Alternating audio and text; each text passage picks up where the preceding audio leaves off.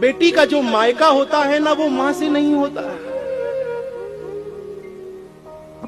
बेटी का मायका मां से नहीं होता, बेटी का मायका बाप से होता है।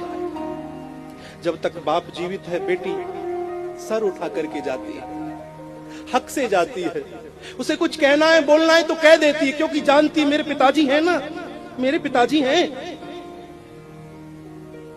और जब पिता गुजर जाए, मां मरती है, तो बेटी को दुख होता है कि मेरी मां मर गई। लेकिन जब बेटी का बाप मरता है तो पड़ोसियों को भी खबर लग जाती है कि बेटी आ गई है चौखट पर। क्योंकि सबसे तेज पछाड़ खा करके दहाड़ मारती हुई चौखट पर एक बेटी गिरती है।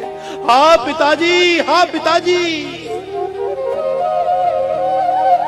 क्यों? क्योंकि बाप के जाने के बाद बेटी का जो मायका है, वह मायका